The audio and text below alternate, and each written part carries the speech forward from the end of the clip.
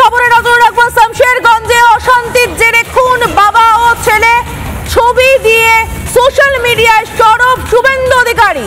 নৃশংসভাবে খুন হরগোবিন্দ চন্দন দাস, এমনটাই লিখেছেন শুভেন্দু অধিকারী।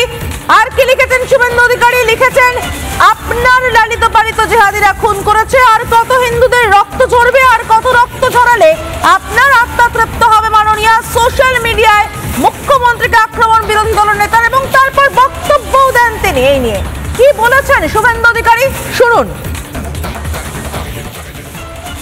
আমাদের দুজন হিন্দুকে খুন করা হয়েছে, গলা কেটে খুন করা হয়েছে।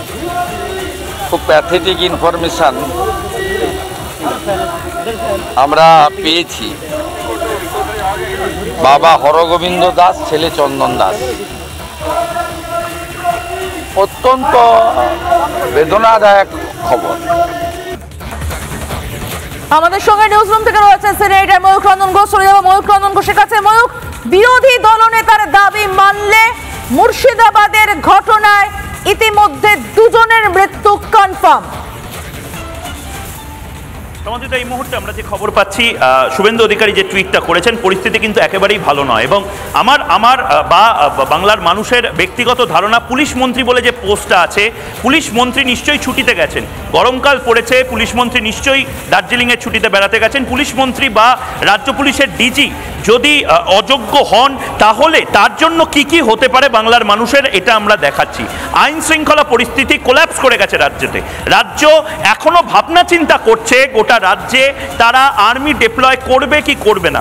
রাজ্য বা রাজ্য সরকারের পক্ষ থেকে এখন ভাবনা চিন্তা চলছে যে তারা আধা সেনাবাহিনীর রুট ম্যাপ মার্চ প্রতি জায়গায় করাবেন কিনা। পুলিশের দ্বারা কাজ হচ্ছে না, পুলিশ এই কাজগুলো করতে পারছেন না। এটা বলতে খারাপ লাগছে।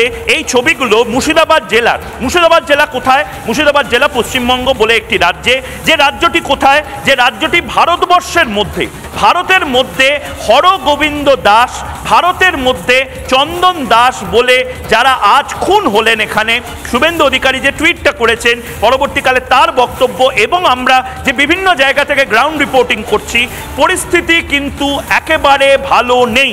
এবং এই ভালো যে নেই তার সম্পূর্ণ দায় মুখ্যমন্ত্রী মমতা বন্দ্যোপাধ্যায়ের। মুখ্যমন্ত্রী মমতা বন্দ্যোপাধ্যায় বোধহয় হরগোবিন্দ দাস এবং চন্দন দাসকে চোখের সামনে মরতে দিলেন।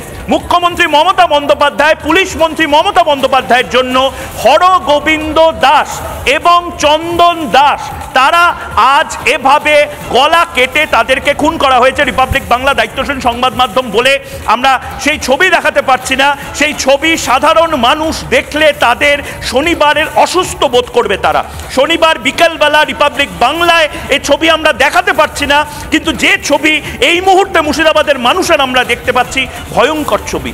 মানুষ কোথায় যাবে? হাহুতাশ করছে তারা, হাউ হাউ করে কাঁদছে তারা। তারা বলছে তাদের ঘর বাড়ি ভেঙে দেওয়া হচ্ছে। আমরা দেখতে পেলাম শ্রীহরি ভাতের হোটেল, সেই শ্রীহরি ভাতের হোটেল কিভাবে ভেঙে দেওয়া হয়েছে। সেখানে ছবি ছাপা যা সমস্ত ছিল, তাদের ভেতরে যে সমস্ত ছবি আমরা দেখি, সব ছবি ভেঙে দেওয়া হয়েছে। কিছু মূর্তি ছিল, সব মূর্তি ভেঙে দেওয়া হয়েছে। এ এক ভয়ঙ্কর পরিস্থিতি।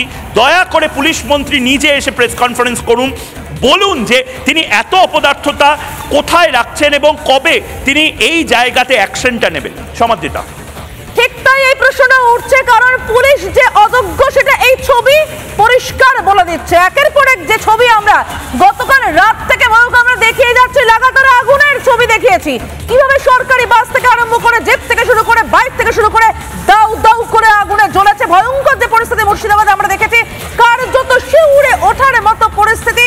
বিএসএফ মোতায়েন করতে হয়েছে।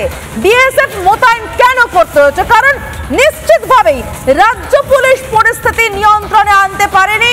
অযোগ্য পুলিশ মন্ত্রী, অযোগ্য মুখ্যমন্ত্রীর কোন ধরনের কোন নিয়ন্ত্রণ এই মুহূর্তে মুর্শিদাবাদে নেই। থাকলে বিএসএফ মোতায়েন থাকতো না। যে ছবি পোস্ট করে শুভেন্দু অধিকারী দাবি করছেন, যে ছবি আমরা দেখতে পাচ্ছি, তাতে মৃত্যু হয়েছে যে কথা এখনো রাজ্যের পক্ষ থেকে সরকারিভাবে কিচ্ছু বলা হয়নি। শুভেন্দু অধিকারীর দাবি, শুভেন্দু অধিকারী সোশ্যাল মিডিয়ায় পোস্ট করেছেন, তারপর বক্তব্যও রেখেছেন, এবং তার দাবি অনুযায়ী মারা গিয়েছেন বাবা ও ছেলে। কিন্তু এখনো রাজ্য সরকারের পক্ষ থেকে কিচ্ছু জানানো হয়নি। শুভেন্দু অধিকারী ঠিক কি দাবি করছেন আমরা শুনে নেব। আমাদের দুজন হিন্দুকে খুন করা হয়েছে, গলা কেটে খুন করা হয়েছে। খুব প্যাথেটিক ইনফরমেশন আমরা পেয়েছি। বাবা হরগোবিন্দ দাস, ছেলে চন্দন দাস। অত্যন্ত বেদনাদায়ক খবর। নানা ধরনের কন্টেন্ট দেখার জন্য লাইক করুন, শেয়ার করুন আমাদের ফেসবুক পেজ, সাবস্ক্রাইব করুন আমাদের ইউটিউব চ্যানেল। পাশাপাশি অন্যান্য ব্রেকিং নিউজের জন্য অবশ্যই চোখ রাখুন রিপাবলিক বাংলায়।